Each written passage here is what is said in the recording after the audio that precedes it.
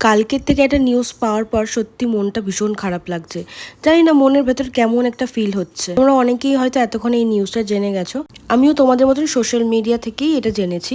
সায়নী চক্রবর্তী বলে এই মেয়েটা আর নাকি নেই এই পৃথিবীতে। মানে আমি তো জাস্ট বিশ্বাস করতে পারছি না এটা কিভাবে সম্ভব। আমি কিন্তু বরাবর সোশ্যাল মিডিয়াতে কাউকেই ফলো করি না সেইভাবে, বাট এই দুজনকে আমার খুব ভালো লাগতো, কারণ এরা পশু পাখিকে খুব ভালোবাসে। সেই কারণেই এর ভিডিওগুলো আমি দেখতাম, আসতো। আর এই মেয়েটাকে দেখে কখনোই মনে হয়নি যে কোনোভাবে ডিপ্রেসড। তোমাদের সাথে কিছুদিন আগে একটা ভিডিও শেয়ার করেছিলাম যে কাউকে দেখে কখনো জাজ করা উচিত না, সে কতটা ভালো আছে বা খারাপ আছে। তাহলে ভাবো এই কতটা ডিপ্রেস থাকলে একটা মানুষ সুসাইড অ্যাটেম্প করে। যদিও এই কাজটা একদমই উচিত করেনি। আমি মনে করি সুসাইডটা কোনো সলিউশন না।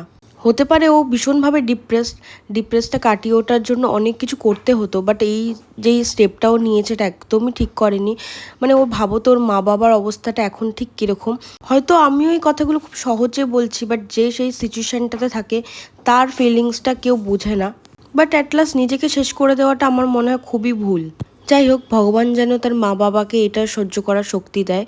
আজকের ভিডিওটা আমি কিভাবে শেষ করবো আমি সত্যিই